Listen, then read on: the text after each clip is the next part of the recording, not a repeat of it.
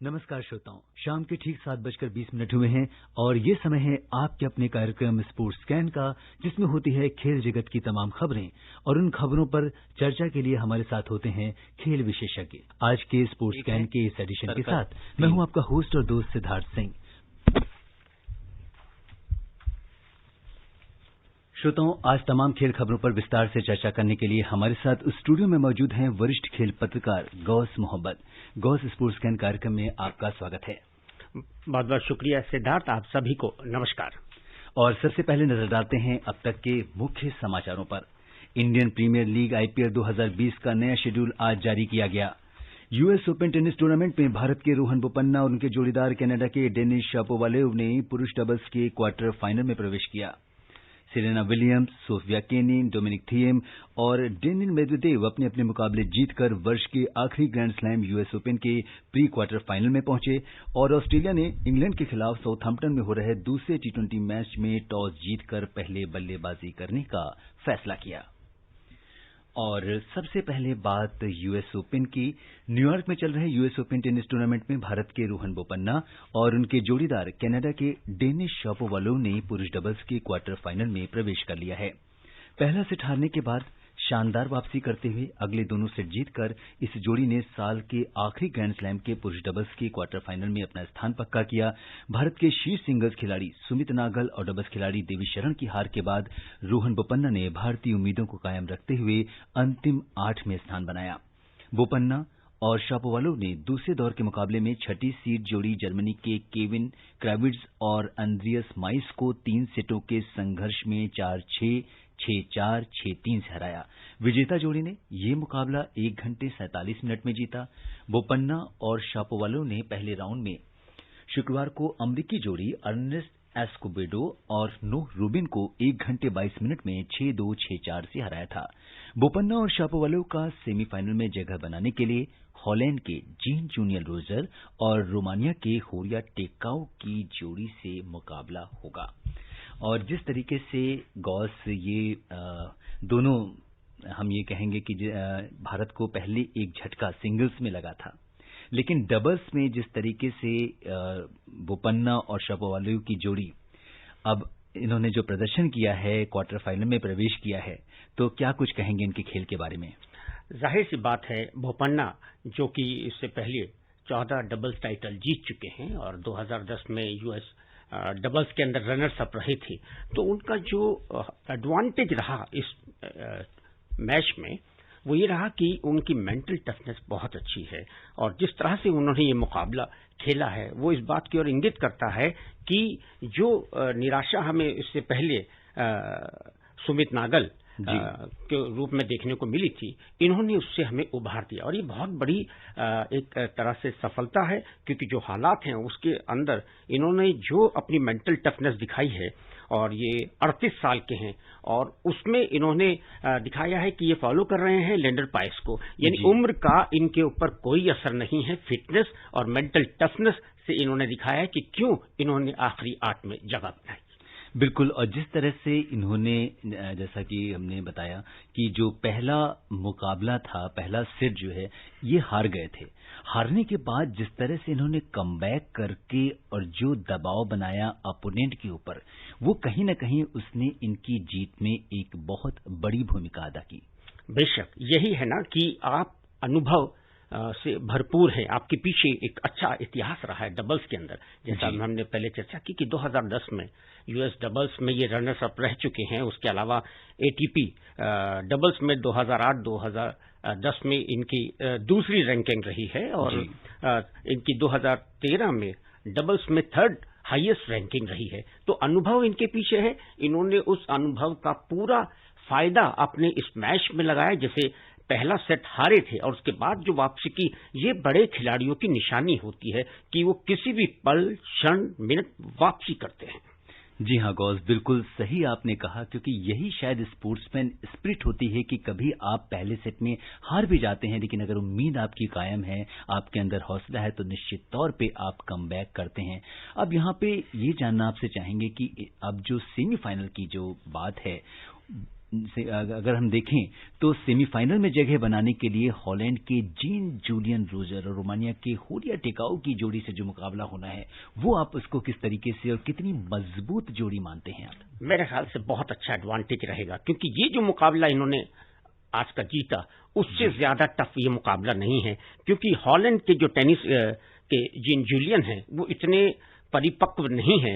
Romania के जरूर हैं, उनके अंदर मैच टेम्परामेंट अच्छा है, पर जिस तरह से ये जोड़ी चल रही है बोपन्ना और शापोवालोव की, वो एक अच्छा उनके अंदर तालमेल है और अच्छी वैरायटी है। तो मेरे ख्याल से हमें उम्मीद करनी चाहिए कि ये आगे निकल जाएंगे। बिल्कुल, और ये जो एकमात्र भारतीय उम्मीद है यूएस ओपन में, जरूर ये कामना करेंगे कि वो अगले मैच में इससे भी बेहतर प्रदर्शन करें। और कुछ अन्य खिलाड़ियों पर अगर हम नजर डालें तो 23 बार की ग्रैंड स्लैम विजेता अमेरिका की Serena Williams, Australian open champion America की सोफिया केनिन, दूसरी सीड ऑस्ट्रिया के डोमिनिक थिएम और तीसरी वरीयता प्राप्त रूस के डेनिल मेदवेदेव अपने अपने मुकाबले जीतकर वर्ष के आखिरी ग्रैंड स्लैम यूएस ओपन के प्री क्वार्टर फाइनल में पहुंच गए हैं। महिला वर्ग में तीसरी सीड और विश्व रैंकिंग में 8वें स्थान पर मौजूद सेरेना ने हमवतन और 2017 की चैंपियन स्लोवेन स्टीफेंस को 2-6, 6-2, 6-2 से हराकर प्री क्वार्टर फाइनल में जगह बनाई। और इसके साथ ही बहुत सारे इस समय जो मैचेस चल रहे हैं, उन मैचेस में जो इंटरनेशनल प्लेयर्स हैं और जिस तरह से ये सारे सीड्स जो हैं, इन्होंने जो प्री क्वार्टर फाइनल में और उसके बाद क्वार्टर फाइनल में जो जिस तरह से ये जगह बना रहे हैं, तो आपको क्या लग रहा है? और सेरेना के बारे में स्पेशली आपसे पूछना चाहेंगे। देखिए, अभी हमने बोपन्ना की बात की, 38 साल के हैं जी।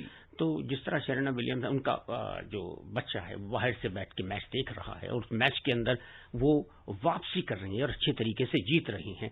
तो ये टेनिस के अंदर एक पहले जो अंदेशा रहता था कि बहुत जबरदस्त फिटनेस और युवा खिलाड़ी जो है वो ज्यादा बेहतर कर सकता है, अब मिश्रण होना चाहिए। आपका जो अनुभव है वो टेनिस में बहुत काम आ रहा है, क्योंकि वापसी में आप जब करते हैं, अगर आपके पास फिटनेस है तो उम्र को आप दबा देते हैं। तो सेरेना विलियम्स ने अपनी फिटनेस से एक बार फिर साबित किया है कि उनमें अभी भी दमखम है, वो आगे जा सकती हैं, पर मुझे नहीं लगता कि वो टाइटल की तरफ जाएंगी। बिल्कुल। और अगर हम एक खिलाड़ी जोकोविच की हम बात करें तो उन्होंने ग्रैंड स्लैम में 150वीं जीत वो हासिल की है और विश्व के शीर्ष वरीयता प्राप्त हैं और उनका जो विजय अभियान है वो भी जारी है। और जिस तरह से नोवाक ने 28वीं वरीयता प्राप्त जर्मनी के जॉन लेनार्ड स्ट्रफ को 1 घंटे 43 मिनट चले मैच में 6-3, 6-3, 6-1 से शिकस्त दी और अब उनका जो मुकाबला है वो 20वीं वरीयता प्राप्त पाब्लो कारेना से उनका मुकाबला होगा। तो क्या कुछ कहेंगे इसके बारे में? देखिए, जोकोविच और पाब्लो का जो मुकाबला होगा उसमें जोकोविच को एक बहुत बड़ा एडवांटेज है, क्योंकि अंदर उनके अंदर जो डेप्थ है, जो स्किल है, वो उनको आने वाले मुकाबले में काफी काम आएगी। जी। और अगर हम देखें तो जोकोविच की ग्रैंड स्लैम में इसमें जो करियर में ये 150वीं जीत है और साथ ही ये इस साल लगातार 26वीं जीत है। अपने 17 साल के करियर में 17 ग्रैंड स्लैम जीतने वाले जोकोविच की जो नजर है अब न्यूयॉर्क में चौथे और कुल 18वें ग्रैंड स्लैम खिताब पर है। उनसे ज्यादा ग्रैंड स्लैम खिताब रोजर फेडरर ने जीते हैं 20 बार और इसके अलावा राफेल नडाल हैं जिन्होंने 19 बार ये चैंपियनशिप जीती है। देखिए, जोकोविच का जो टारगेट है, एक तो सबसे पहली बात है कि खिलाड़ी में जो भूख है टाइटल के लिए वो साफ दर्शाती है। और आपने ये जो 2 नाम गिना दिए तो जाहिर सी बात है टाइटल से ज्यादा उनकी नजर इस तरफ होगी कि इन दोनों से मैं बेहतर करूं।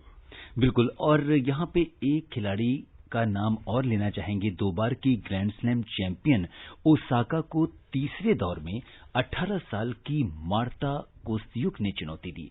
ओसाका ने कोस्तियुक को 6-3, 6-7, 6-2 से शिकस्त दी। ओसाका अगले दौर में एस्तोनिया की इनेट कोंटाविट से उनका मुकाबला होगा।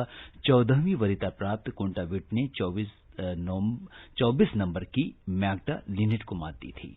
तो काफी टफ मुकाबला था दोनों के बीच में और जिस तरह से हम देख रहे हैं कि ओसाका ने जिस तरह का प्रदर्शन किया वो काफी सराहनीय था। जी बेशक, ओसाका जो है 2018 की चैंपियन रही हैं और कोंटाविट के साथ जो उनका मुकाबला होगा वो एक बेहतर रहेगा, पर मेरे ख्याल से कोनातोविच का पलड़ा नाओमी के खिलाफ बेहतर रहेगा, क्योंकि नाओमी ओसाका 2018 के बाद थोड़ा स्ट्रगल कर रही हैं। एक तरह से लगातार सिलसिला कायम नहीं है उनकी परफॉर्मेंस का। जी, और इसके बाद अब नजर डालते हैं आज की दूसरी बड़ी खबर पर। आईपीएल 2020 का नया शेड्यूल आज जारी कर दिया गया है। भारतीय क्रिकेट कंट्रोल बोर्ड बीसीसीआई के अनुसार टूर्नामेंट का पहला मैच चेन्नई सुपर किंग्स और मुंबई इंडियंस के बीच 19 सितंबर को अबुधाबी में खेला जाएगा। ये मैच भारतीय समय के अनुसार शाम 7:30 से खेला जाएगा। फिलहाल लीग मैचों का शेड्यूल का ही ऐलान किया गया है। प्लेऑफ की तारीखों और मैदान का ऐलान बाद में किया जाएगा। आइए सुनते हैं इस बारे में हमारे संवाददाता की ये रिपोर्ट।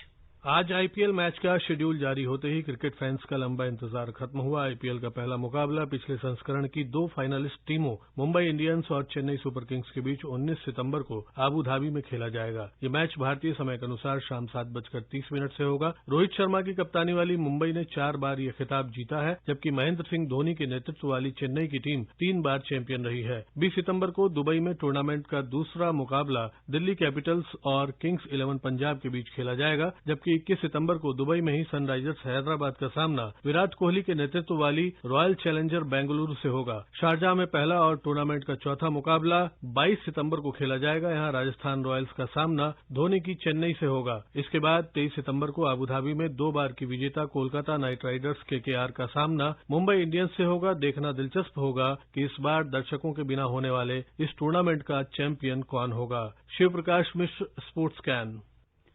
बिल्कुल, देखना दिलचस्प होगा गौस कि इस बार आईपीएल का चैंपियन कौन होगा, क्योंकि एक दूसरे तरह के फॉर्मेट में मैच खेला जा रहा है। और इसमें अगर हम देखें तो 13वें सीजन का आयोजन 19 सितंबर से जैसा कि आईपीएल अब शुरू हो जाएगा। फाइनल मुकाबला 10 नवंबर को खेला जाएगा और यहाँ पे 10 डबल हेडर यानी दिन में 2 मैच शामिल हैं, जिनमें पहला मैच दोपहर बाद 3:30 बजे और शाम के मैचों की शुरुआत शाम 7:30 बजे से होगी। ये मैच अबुधाबी, शारजाह और दुबई में खेले जाएंगे। अगर टोटल मैचों की बात करें तो दुबई में 24, अबुधाबी में 20 और शारजाह में 12 मैच खेले जाएंगे। 53 दिन तक चलने वाले आईपीएल में 8 टीमों के बीच कुल 60 मुकाबले होंगे। तो क्या कुछ फॉर्मेट है। अब तो इसका शेड्यूल भी जारी हो गया है, तो अब कितनी दर्शकों के बीच में, कितनी उत्सुकता फैंस के बीच में, क्योंकि बहुत दिनों से कल भी ये खबर आ रही थी कि कल जारी होगा, परसों भी था कि आज जारी हो सकता है। तो काफी प्रतीक्षा के बाद एक नया शेड्यूल आया है और बहुत सारे इफ एंड बट्स के बीच में ये मैच दोबारा से शुरू होने जा रहा है। देखिए, आईपीएल की खासियत ये थी कि फैंस जी, और बिना फैंस के ये मुकाबले खेले जाएंगे। एक बहुत बड़ी चुनौती है हालात के हिसाब से भी। और फैंस, मैं समझता हूँ पहली बार ऐसा है जब फैंस जो है सेक्रीफाइस कर रहे हैं। उनको इतना अच्छा लगता है आईपीएल कि वो कहते हैं हम टीवी में देखकर या रेडियो में कमेंट्री सुन के मुतमईन है, संतुष्ट हैं, एंजॉय करेंगे। तो ये तीसरी बार है जबकि हिंदुस्तान से बाहर हो रहा है। 2009 में साउथ अफ्रीका में हुआ था, अबू धाबी में 2024 में शुरू के 20 मैच हुए थे और अब हो रहे हैं। और अब की जो खासियत है, यूएई में ये स्टेडियम बने थे, बिल्कुल इनके पास ही होटल बनाए थे वो, इसलिए कि लोग मैच देखें और साथ होटल से एकदम निकल के आ जाएं। और वहां अब वो काम आ रहे हैं इस तरह के उसमें कि जैसे वो होटल से निकलेंगे सीधा स्टेडियम में पहुंचेंगे। इसमें हम कह सकते हैं जैसे ऑस्ट्रेलिया के 17 और इंग्लैंड के 13 खिलाड़ी हैं जो आखिरी में आएंगे।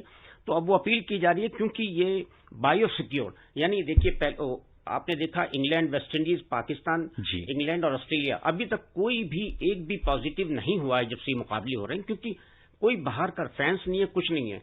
वही टीम मैनेजमेंट है, टीम के प्लेयर्स हैं और डॉक्टर्स हैं, वही लोग हैं। तो इसलिए बाहर से कोई है नहीं, तो चांस कम है किसी के पॉजिटिव होने के। और यहां पर भी अगर इंग्लैंड और ऑस्ट्रेलिया खिलाड़ी देर में पहुंचेंगे तो उनकी अपील है कि इमीडिएटली उनको शामिल कर दिया जाए। यूएई के नियम थोड़े कठोर हैं, वो कहते हैं 7 दिन रुकना पड़ेगा, पहले टेस्ट होगा, एक्सेट्रा एक्सेट्रा। पर वो कहते हैं कि जब ये पहले से ही बायो सिक्योर माहौल में से आ रहे हैं, इंग्लैंड से डायरेक्ट यहाँ दुबई पहुंचेंगे तो 3 मैच तीनों जगह पे ये खेल सकते हैं क्योंकि कोई हस्तक्षेप नहीं है। तो एक बहुत बड़ी चुनौती। और पहला मैच मुंबई और चेन्नई का जो होगा, ये भी फैंस के लिए एक बहुत दिलचस्प मरहला हुआ। दो टॉप की टीम्स जो हैं पिछले आईपीएल की, वो आमने सामने जो है होंगी, तो अपने आप में ये बहुत बड़ा रोमांच होगा। और कई चीज़ें हम देख रहे हैं कि आईपीएल के बारे में जैसे नए नए चीज़ें आ रही हैं, और जिस तरह से कुछ खिलाड़ियों के बारे में, और सभी टीम्स के अपने अपने अगर हम देखें तो प्रैक्टिस मैच भी कहीं ना कहीं ये चल रहे हैं। तो ये चीज़ें अब देखना दिलचस्प होगा कि किस तरीके से ये होता है। और अब स्टेडियम भी फाइनल हो चुके हैं, टीम्स भी फाइनल हैं, शेड्यूल भी आ चुका है। तो अब खिलाड़ियों के बीच में मुझे लगता है कि कहीं ना कहीं अब एक जो उत्साह है एक इसको लेके वो और बढ़ेगा। बेशक, लेकिन भारतीय खिलाड़ियों के लिए एक बहुत बड़ी चुनौती है। 7-8 महीने से वो क्रिकेट खेले नहीं हैं और एकदम अचानक वो T20 में आ रहे हैं। उनकी फिटनेस की भी परख होगी, और दूसरी बात ये है कि यहाँ की जो विकेट्स हैं वो काफी स्लो हैं, तो उससे अपने आप को ढालना ये भी चुनौती होगी। और टीमें आपस में खेलती रही हैं, पर भारतीय खिलाड़ी काफी दिन से नहीं खेले हैं, डोमेस्टिक क्रिकेट भी नहीं हुआ, सीधा ये आईपीएल है। तो मेरे ख्याल से यहाँ पे जो मेंटल टफनेस है भारतीय खिलाड़ियों की वो बहुत अच्छी है। और विराट कोहली ने पहले ही बोल दिया है, पूरा मैनेजमेंट ने, कि जो भी खिलाड़ी हैं चाहे वो किसी भी टीम में हैं, वो बहुत अनुशासन के दायरे में रहेंगे और जो नियम है WHO के उसको फॉलो करेंगे। तो मेरे ख्याल से एक बहुत बड़ी चुनौती के अंदर भारतीय खिलाड़ी पहली बार एक अंतर्राष्ट्रीय क्रिकेट खेल रहे हैं 5-6 महीने के बाद। बिल्कुल। और अब बात करते हैं ऑस्ट्रेलिया और इंग्लैंड के बीच साउथहैम्पटन में हो रहे दूसरे T20 मैच की, जिसमें टॉस जीतकर पहले बल्लेबाजी करने का फैसला यहाँ पे ऑस्ट्रेलिया ने किया है। और जिस तरीके से यहाँ पे हम देख रहे हैं कि जो रोज बाउल मैदान है, यहाँ पे अब तक कुल 6 2020 मैच खेले जा चुके हैं। 4 मैच पहले बल्लेबाजी वाली टीम ने जीता है, जबकि 2 मैच पहले गेंदबाजी वाली टीम ने जीता है। और अभी जो स्कोर है 3 विकेट हो चुके हैं और 59 रन बनाए हैं। तो ऑस्ट्रेलिया एक बार फिर मुश्किल में है, क्योंकि आपने देखा कि किस तरह पिछला मैच 40 रन बनाने थे 39 गेंदों में, और 9 विकेट ऑस्ट्रेलिया के पास थे। वो मैच जीतने में सफल रही इंग्लैंड की टीम थी, जहां पता लगता है कि इंग्लैंड की टीम की जो खिलाड़ियों के अंदर जो एक उन्होंने अपने आप को ढाल लिया है हर स्थिति में, और पहला मैच जिस तरह उन्होंने हारा है। जी, और अभी देखें तो आधा जो मैच है वो कंप्लीट हो गया है, 10 ओवर पूरे हो चुके हैं और 3 विकेट पर 60 रन का स्कोर है। किस तरह का स्कोर आप मानते हैं इसको? ये एक ऑस्ट्रेलिया के बारे में हमेशा ये कहा जाता है कि वो वापसी में सबसे बेहतर टीम दुनिया की मानी जाती है, जहां उनका मुकाबला इंग्लैंड से है। और इंग्लैंड और ऑस्ट्रेलिया की जब क्रिकेट होती है, मेरे ख्याल से सबसे सुंदर, कॉम्पिटिटिव और बहुत ही अच्छी क्रिकेट होती है। जिस तरह पहला आपने T20 का मुकाबला जीता, ऐसा लग रहा था कि ऑस्ट्रेलिया आराम से निकाल लेगा, पर इंग्लैंड जीत गया आखिरी वक्त में। और यहां तक कि जिस तरह उनके आखिरी के खिलाड़ी आउट हुए और एक बॉलर को आखिरी में 15 रन उनको बनाने थे, लेकिन वो नहीं बनाने दिए। तो ये अभी इस मुकाबले में 10 ओवर बेशक शेष हैं, पर ऑस्ट्रेलिया को थोड़ा कुछ करना पड़ेगा, अन्यथा इंग्लैंड की टीम एक पेशेवर माइंड टीम यहां पर खेल रही है। और ऑस्ट्रेलिया को जिस तरह पहला मैच हराया है, यहां पे मुझे नहीं लगता कि उनको कोई मुश्किल होगी।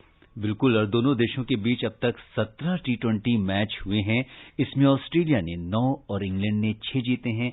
एक मैच बेनतीजा रहा है। इंग्लैंड में भी ऑस्ट्रेलिया का रिकॉर्ड अच्छा नहीं रहा है। ऑस्ट्रेलिया ने यहां 7 T20 मैच खेले हैं, इसमें उसे सिर्फ 1 में जीत मिली है, जबकि 5 मैच उसने हारे हैं और एक मुकाबला यहां पर बेनतीजा रहा है। तो कहीं ना कहीं इंग्लैंड की टीम जो है वो काफी, जैसा कि हमने पाकिस्तान वाले मैच में भी देखा, तो इस समय एक स्ट्रांग टीम के रूप में उभर के आ रही है। आप ये देखिए, जो उन्होंने पाकिस्तान के खिलाफ मुकाबले जीते, पाकिस्तान को एक समय में ऐसा लग रहा था वो आसानी से मैच जीत लेंगे। पाकिस्तान को हराया उन्होंने टेस्ट में भी और T20 में भी, और यहाँ पे उन्होंने जिस तरह पहला मैच ऑस्ट्रेलिया के खिलाफ जीता, और अभी उनकी स्थिति चल रही है। बिल्कुल। और इंग्लैंड अगर आज T20 मैच जीत जाता है तो वो न सिर्फ सीरीज जीत जाएगा, बल्कि T20 रैंकिंग में भी वर्ल्ड नंबर 1 हो जाएगा। और श्रोताओं, समय अनुमति नहीं दे रहा है कि हम कुछ और खेल खबरों पर चर्चा करें। गौस, तमाम खेल खबरों पर चर्चा करने और विशेषज्ञ राय साझा करने के लिए आपका बहुत बहुत धन्यवाद। नमस्कार। तो श्रोताओं, स्पोर्ट्स कैन में आज के लिए बस इतना ही। अगर आप इस कार्यक्रम को दोबारा सुनना चाहते हैं तो लॉग ऑन कर सकते हैं हमारी वेबसाइट newsonair.com पर। कल शाम 7:20 पर दोबारा मुलाकात के वायदे के साथ इजाजत दीजिए अपने होस्ट और दोस्त सिद्धार्थ सिंह को। नमस्कार।